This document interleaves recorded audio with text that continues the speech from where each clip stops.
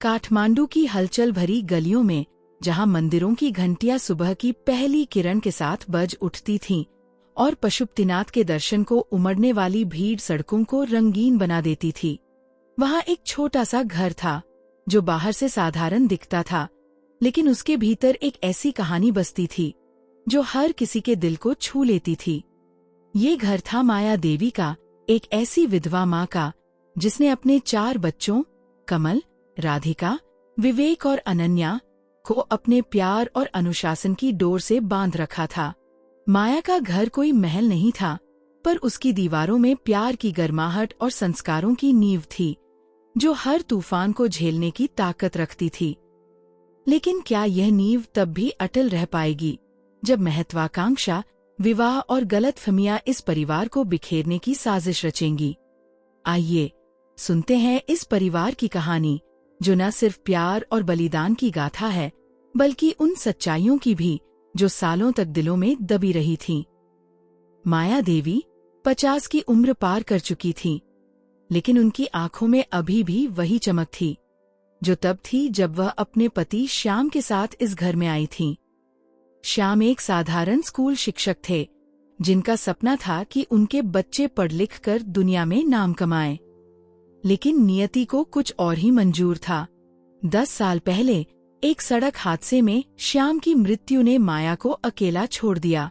उस दिन माया ने तय किया कि वह अपने बच्चों को वह सब देगी जो श्याम चाहते थे, चाहे इसके लिए उन्हें कितना ही संघर्ष करना पड़े। माया ने अपने सिलाई के हुनर को आजीविका का साधन बनाया और बच्चों को पढ़ाने लिखाने में कोई कसर नहीं छोड़ी। कमल, सबसे बड़ा बेटा, अब 32 साल का था और काठमांडू में एक बैंक में मैनेजर था। राधिका 29 साल की, एक स्कूल में शिक्षिका थी। विवेक 27 साल का, अपने स्टार्टअप के सपनों में खोया रहता था। और सबसे छोटी अनन्या 24 साल की, एक एनजीओ में काम करती थी जो नेपाल के ग्रामीण इलाकों में शिक्षा के लिए काम करता था। माया का घर हमेशा हंसी खुशी से गूंजता था। हर रविवार को परिवार एक साथ खाना खाता, पुरानी यादें ताज़ा करता और भविष्य के सपने बुनता। लेकिन समय के साथ बच्चों के सपनों ने उन्हें अलग अलग दिशाओं में खींचना शुरू कर दिया। कमल की महत्वाकांक्षा उसे शहर की चकाचौंध की ओर ले गई। वह अपने बैंक की शाखा को नेपाल का सबसे बड़ा ब्रांच बनाने का सपना देखता था। उसकी मेहनत रंग लाई, लेकिन इसके साथ ही वह घर से दूर होता गया। उसकी पत्नी सुनैना एक फैशन डिजाइनर थी, जिसे पार्टियों और सामाजिक रुतबे से प्यार था। सुनैना और माया के बीच शुरू से ही तनाव था, क्योंकि माया को सुनैना का आधुनिक जीवन शैली और खर्चीला स्वभाव पसंद नहीं था। राधिका, जो हमेशा से माया की लाडली थी, ने अपने कॉलेज के दोस्त रोहन से शादी कर ली। रोहन एक पत्रकार था जो हमेशा सच की तलाश में देश विदेश घूमता रहता था। राधिका चाहती थी कि वह मां बनने से पहले अपने करियर में कुछ बड़ा कर ले, लेकिन रोहन की अनुपस्थिति ने उनके रिश्ते में दरार डाल दी।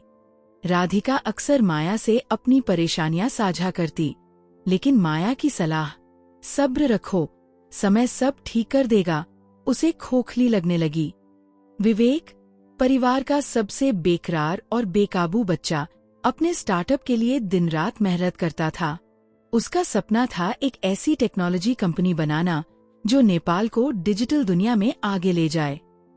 लेकिन उसकी जिद और जल्दबाजी ने उसे कई बार गलत रास्तों पर ले गया। उसने माया से बिना बताए घर की जमीन के कागजात गिरवी रख दिए ताकि अपने स्टार्टअप के लिए फंड जुटा सके। जब माया को यह बात पता चली तो उनके पैरों तले जमीन खिसक गई। उस रात माया ने विवेक को घर के आंगन में बुलाया। उनकी आंखों में आंसुओं के साथ गुस्सा था। विवेक, तुमने मेरे विश्वास को तोड़ा है।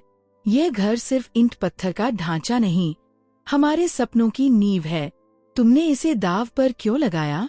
विवेक ने सिर झुकाकर माफी मांगी, लेकिन माया का दिल टूट चुका था। अनन्या, सबसे छोटी, हमेशा परिवार की शांति की धुरी रही थी। उसका दिल गांव के बच्चों की शिक्षा के लिए धड़कता था, लेकिन उसकी अपनी जिंदगी में भी तूफान आ रहे थे। वह अपने सहकर्मी आकाश से प्यार करती थी, जो एक आदिवासी समुदाय से था। माया को इस रिश्ते से कोई ऐतराज नहीं था, लेकिन कमल और सुनैना इसे कभी स्वीकार नहीं करते। एक दिन सुनैना ने अनन्या को ताने मारते हुए कहा, तुम्हें क्या लगता है तुम्हारे इस प्यार की वजह से हमारा परिवार समाज में सिर उठा पाएगा? वह लड़का हमारे लायक नहीं है। अनन्या ने जवाब में कहा, भाभी, प्यार की कीमत समाज के तराजू पर नहीं तौली जाती। ये सुनकर सुनैना तिलमिला उठी और उसने कमल को अनन्या के खिलाफ भड़काना शुरू कर दिया। समय बीतता गया और परिवार में दरारें गहरी होने लगी। कमल और सुनैना ने माया के घर से दूरी बना ली। राधिका और रोहन के बीच तलाक की नौबत आ गई। विवेक अपने स्टार्टअप की नाकामी से टूट चुका था और शराब में डूबने लगा। अनन्या अपने प्यार और परिवार के बीच फंसी चुपके रोया करती थी।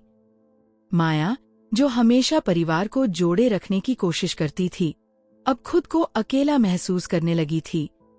एक रात माया पशुपतिनाथ मंदिर के सामने बैठकर फूट फूट कर रोई। हे भगवान, मैंने अपने बच्चों के लिए सब कुछ किया, फिर भी वे मुझसे दूर क्यों जा रहे हैं? क्या मेरे प्यार में कोई कमी रह गई? लेकिन नियति ने एक आखिरी मौका दिया। दशहरा का त्योहार नजदीक था और माया ने ठान लिया कि वह अपने बच्चों को एक बार फिर एक साथ लाएगी। उसने सभी को घर बुलाया, यह कहकर कि यह शायद उसका आखिरी दशहरा हो। माया की बात सुनकर सभी बच्चे, चाहे कितने ही व्यस्त या नाराज क्यों न हों, घर लौट आए। काठमांडू की सड़कों पर रंग बिरंगे झंडे लहरा रहे थे, मंदिरों में भक्ति का माहौल था और माया के घर में एक बार फिर चहल पहल थी। लेकिन इस बार हवा में तनाव था। कमल और सुनैना अलग थलग बैठे थे, राधिका चुप थी। विवेक शराब की गंध लिए कोने में खड़ा था और अनन्या आकाश को साथ लाई थी, जिसे देखकर सुनैना का चेहरा तमतमा उठा। दशहरे की रात जब सभी परिवार वाले आंगन में एक साथ बैठे, माया ने एक पुरानी तस्वीर निकाली। उसमें श्याम और चारों बच्चे हंसते हुए दिख रहे थे। माया की आवाज कांप रही थी। ये तस्वीर उस समय की है जब हम एक दूसरे के लिए जीते थे। आज तुम सब यहाँ हो, लेकिन तुम्हारे दिल मीलों दूर हैं। मैंने तुम्हें प्यार और अनुशासन से बड़ा किया, लेकिन शायद मैं कहीं चूक गई। माया की बात सुनकर सभी चुप हो गए। फिर एक एक करके सारी सच्चाइयाँ बाहर आने लगीं। कमल ने कबूल किया कि वह सुनैना के दबाव में माया से दूर हो गया था। सुनैना ने माफी मांगी और कहा कि उसे डर था कि माया उसे कभी स्वीकार नहीं करेंगी। राधिका ने रोते हुए बताया कि वह रोहन से इसलिए अलग हुई क्योंकि उसे लगता था कि वह माँ बनने के लिए तैयार नहीं थी। विवेक ने अपनी नाकामी और शराब की लत को कबूल किया और माया के पैरों में गिरकर माफी मांगी। अनन्या ने आकाश का हाथ थाम कर कहा, माँ, अगर आपका आशीर्वाद हो तो मैं आकाश के साथ अपनी जिंदगी शुरू करना चाहती हूँ। माया ने अनन्या को गले लगाया और कहा, बेटी, प्यार में जाति या समाज नहीं देखा जाता। अगर तुम्हारा दिल सच्चा है तो मेरा आशीर्वाद हमेशा तुम्हारे साथ है। उस रात माया के घर में सालों बाद फिर से हंसी गूंजी। सभी ने एक दूसरे को गले लगाया, गलतफहमियां दूर की और नए सिरे से शुरुआत करने का वादा किया। माया ने अपने बच्चों को बताया कि परिवार का मतलब सिर्फ एक साथ रहना नहीं, बल्कि एक दूसरे के दुख सुख को समझना और साथ निभाना है। जब दशहरे की सुबह हुई, माया ने पशुपतिनाथ मंदिर में जाकर एक दिया जलाया और कहा, श्याम, तुम्हारी आत्मा को शांति मिले। मैंने तुम्हारा वादा निभाया। यह कहानी हमें सिखाती है कि परिवार की डोर कितनी भी कमजोर क्यों न हो जाए, प्यार और विश्वास की ताकत उसे फिर से मजबूत कर सकती है। लेकिन यह भी सोचने पर मजबूर करती है, क्या हम अपने अपनों को वक्त रहते समझ पाते हैं या फिर जिंदगी की भागदौड़ में उन्हें खो देते हैं? यह सवाल शायद हर परिवार की कहानी में छिपा है।